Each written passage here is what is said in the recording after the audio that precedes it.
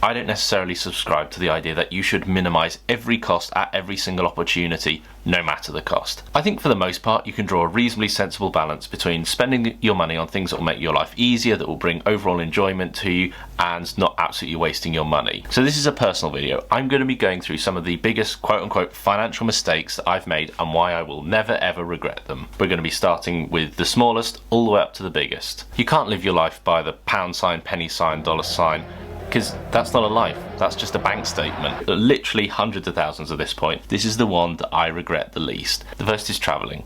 Not long after I'd finished university, I basically had the opportunity where I had a couple of months spare before I started my graduate job. So I used this opportunity to go travelling. I went to Vegas, I went to LA, a couple of weeks, and I had a great time. Now, a lot of the financy type people, a lot of the naysayers and the doom spreaders who I'm talking about would say that that's a waste of money, that few £1,000s, if I put it in a index fund, then in 5,000 years I'd be able to buy whatever. You get what I'm saying. And this probably cost me £2,000 or £3,000, and I just don't regret it. There are some parts of your life, some time frames in your life when you can only do certain things. At the time I didn't have kids, I didn't have a mortgage to pay, I was living at home, I'd just finished university, and it just seemed like the ideal time to really decompress and take a break. So do I regret this one? Absolutely not. I'm not advocating going and spending a month in Dubai, getting bottle service when you're 18 or whatever. Like, that shit's just insane. Just stay away from that. That's not the purpose of this video. Property renovation, oh, hell's teeth. This brings up some bad memories. Right, I basically bought a flat in London. It was a bank repossession that had been empty for about 18 months, was in a pretty bad way, so was well below market price in a nice part of the city. So bought the flat and aimed to do renovations. Cue every single Kevin MacLeod's told you so moment comes tumbling out the door. Builder threatens me with physical violence, grand stuff, but when the time got tough, we forged ahead and damn the torpedoes. And so I ended up having to get into quite a lot of credit card debt in order to finish the build. Now, after a couple of months, I was able to refinance this to a personal loan. The overall cost of the renovation was about £12,000 or £13,000. I paid probably another couple of £1,000s in interest, but I made about 5.5 times my money in 2 years. So I'm still pretty happy with that. Now, let's also be very clear, this could have gone completely in the wrong direction. So it's all about weighing these pros and cons, weighing up these risks and rewards. Speaking of stress, leaving a stressful job. Now, the simple fact of the matter is that I walked away from a good paying job, and it was basically because it had become increasingly stressful. What I basically decided is that it was just really not the job for me anymore. I could make maybe a bit less money, but I could still make good money elsewhere. And it was just not worth it. Coming home every night, working really late, absolutely knackered, not being able to spend time with my wife and kids. It's not worth it. And one of the really wacky things that I hear about, in this kind of area a lot is you need to work hard, and, if you just work harder and you don't have any time, then get a cleaner. And what I invariably find is that those people who say, oh, just get a cleaner, they use that opportunity not to spend more time with their kids or not to pursue hobbies, but so they can work more. Like, that's wacky stuff. At the same time, a few people were leaving the company I was working at, and I had basically become Scotty, Sulu and Mr. Spock all rolled into one, going to university. But the cost of going to university has gone up significantly. So what does this mean? Now, we should be really clear. There are certain subjects which, in my view, are not necessarily going to university to study.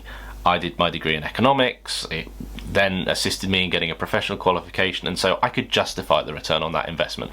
But this is not a universal rule which applies to every degree at every university around the world. So let's just be really clear about that. One thing which is often excluded from all this, oh, but it costs, however much a year and you pay this much in interest, blah, blah, blah. One of the things that we're seeing increasingly that employers are looking for are these softer skills, these skills around, maybe it's a bit of charisma or confidence, presentation skills, writing skills, presenting skills.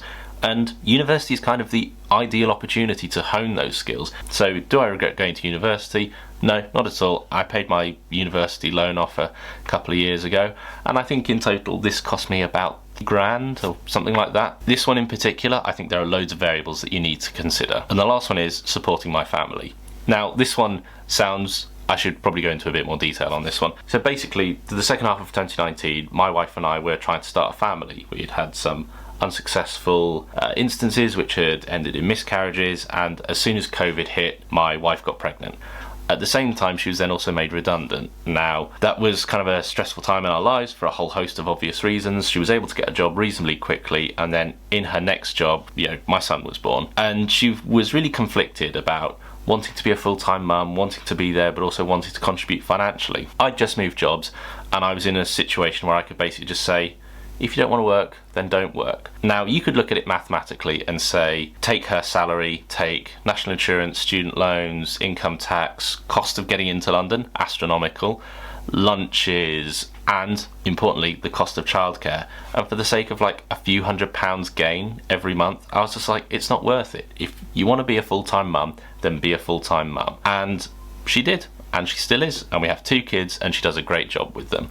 So to all the psychos out there who view every single day decision they make as being purely financial, as viewing it through the lens of ones and zeros, insane. They've got the same gruel running through those veins as the Peloton riders we talked about earlier. And this has cost me hundreds of thousands at this point. You factor in salaries and lost earnings and lost pension contributions, literally hundreds of thousands at this point. Do I have any regrets about this one? This is the one that I regret the least. I was still able to overpay on my mortgage, I was still able to meet my investing goals, I was still able to maximise my pension contributions, so it's felt like a perfectly reasonable expense at the time, and I don't really regret it. In conclusion, all I'm saying is that I'm not advocating for people to go out and spend their money on absolutely everything. Don't be a dipshit magnet when it comes to what you want to spend your money on. And really, one of the things I think you should be looking at is, will this particular financial decision compromise my longer term goals or cause me a short term cash crunch? Now, if the answer to either of us is yes, then just don't do it. Find a cheaper alternative. And so that's really the key thing for me, is getting this balance right between what you're spending, the context which you're spending it in, and the value that you're going to get. Understanding the difference between price and value, I think, is just absolutely important to not just financial freedom, but also to personal freedom. We are not just economic robots placed on this earth to accumulate bank balances and to make purely rational and economic decisions. That's part of it, that's a big part of it, absolutely, admittedly, but it's not the only reason why we're here. It's a variable that you should be considered when you're making decisions, but it's not the only variable that you should be looking at. Now, the difference between price and value is something we're going to be talking about in our next video that will come out next week. Subscribe so you don't miss it. The video is specifically going to be about non-financial skills that you have to master in order to be good with money. Subscribe so you don't miss it. Comment down below and let me know, and I'll try and get back to as many as I can. Thanks very much for watching.